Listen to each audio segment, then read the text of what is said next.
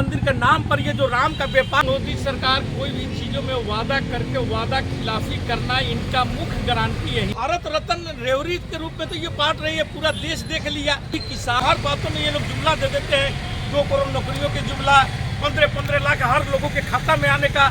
महंगाई बेरोजगारी बढ़ते जा रहा है। किसान और मजदूर मोर्चा जो बनाया गया, पूंजीपति जो 2-4 मित्र हैं जो इनको मोटी चंदा देते हैं, मोदी जी के तानाशाह हो चुके हैं कि नहीं, इनको सहारा के निवेशक जो हैं, सहारा के जो हमारे जमाकर्ता है, उनके प्रति इनको ध्यान नहीं है। क्योंकि उस पर भी ये जो हमारा सुप्रीम कोर्ट का ही आदेश आया था कि 5,000 करोड़ रुपया CRC से लेकर के और सहारा निवेशकों के बीच में बांटिए, लेकिन मोदी जी वो अमित शाह जी वह भी कार्य नहीं किए। एक बार पुनः स्वागत अपने दर्शकों का करते हुए एक नई विश्लेषण में हम आ रहे हैं और हम बात करेंगे अपने विभाग वक्ता रवि रंजन जी से।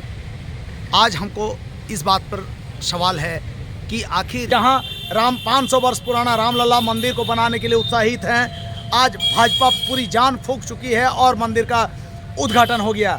वहीं पर चाहे सहारा के निवेशक हों या किसानों का हक हो, इसके प्रति जो इनका रवैया है वो कहीं ना कहीं सही नहीं है। क्या निवेशक मारे जाएंगे? क्या किसान तड़पते रहेंगे? कब तक उनका बात तो सुना जाएगा? सवाल किया राम मंदिर मोदी जी का नहीं देन है। ये हमारा कोर्ट का आदेश पर हमारा राम मंदिर बना है और राम मंदिर बन गया इसे। और राम मंदिर के नाम पर ये जो राम का व्यापार कर करके चाह रहे थे कि हम वोट ले लेंगे, वो जनता समझ गई है। इसीलिए 22 के बाद में आप किसी भी आदमी से जाकर के बात करिए, कोई भी आदमी बोलते हैं कि राम सबके हैं, राम सबके दिल में बसते हैं, वो हमारा धर्म स्थल है, वहाँ पर जाएंगे पूजा करेंगे, लेकिन उसके नाम पर मर्यादा पुरुषोत्तम श्री राम के नाम के राजनीति करने वाले स्पष्ट करें कि किसानों के हक की बात कब करेंगे, सहारा निवेशकों का बात कब करेंगे, आखिर कब सुनी जाएगी गाढ़ी कमाई जो लगा हुआ है लोगों का, लोग त्राहिमाम कर रहे हैं। देखिए, मैं आपको पहले ही बतला चुका हूँ कि देश की जो जनता है, जो गरीब है, इनके प्रति मोदी जी की कोई चिंता नहीं है। इनके बस पूंजीपति जो 2-4 मित्र हैं जो इनको मोटी चंदा देते हैं और उस चंदा में भी जो 90% इनके पास में जा रहा है, जो बॉन्ड के द्वारा। और हमारा सुप्रीम कोर्ट मुख्य दर्शक बन करके उस मामले को पेंडिंग डाले हुए है। कहीं ना कहीं इस पर सवाल उठता है सुप्रीम कोर्ट पर भी कि उसकी फैसला क्यों नहीं आ रही है। क्योंकि जो जिस पेट्रोल बॉन्ड के बारे में ये चंदा और वसूलने का जो काम किए और तमाम जितने भी पूंजीपति उद्योगपति हैं, उन लोगों को डायरेक्ट दिया गया है कि विपक्ष को आपको 1 पैसा नहीं देना है। आप देखे होंगे कि 14,000 करोड़ रुपया जो अभी इलेक्ट्रल फंड से जो आया है, उसमें से 12,000 करोड़ रुपया क्यों भाजपा के ही खाता में चला गया है और इसको क्यों नहीं सार्वजनिक किया जाता है? यही तो मांग कर रहा है विपक्ष। लेकिन मोदी जी किसी का सुने, क्योंकि इतना ना ये तानाशाह हो चुके हैं कि नहीं, इनको सहारा के निवेशक जो हैं, सहारा के जो हमारे जमाकर्ता है, उनके प्रति इनको ध्यान नहीं है। क्योंकि उस पर भी ये जो हमारा सुप्रीम कोर्ट का ही आदेश आया था कि 5,000 करोड़ रुपया CRC से लेकर के और सहारा निवेशकों के बीच में बांटिए, लेकिन मोदी जी वो अमित शाह जी वह भी कार्य नहीं किए। आज दर के ठोकर खा रहे हैं सहारा निवेशक।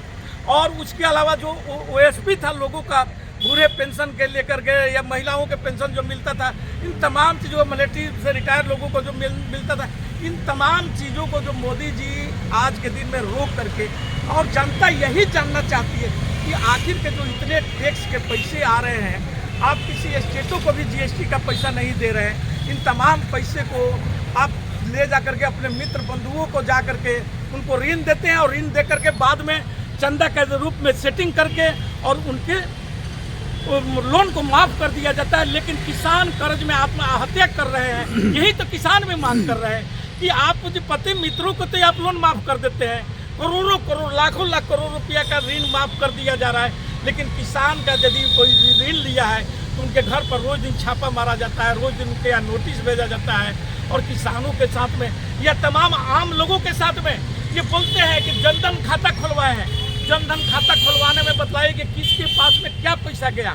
जिस चीज़ को ये डिडोरा पीटते हैं कि मैं 50 करोड़ लोगों का जनधन खाता खुलवाए, लेकिन बतलाइए कि 10 साल के बीच में जनधन खाता में कितने लोगों को, कितने गरीबों को ये क्या मदद किए हैं। जो मनरेगा भी इनका चला था, जो सबसे बड़ा गरीबों के अंतिम पायदान पर बैठे लोगों के लिए एक जीवन रक्षक के रूप में था, उसका भी पैसा नहीं दे रहे हैं। इसी के लेकर के ममता बनर्जी अलग नाराज है।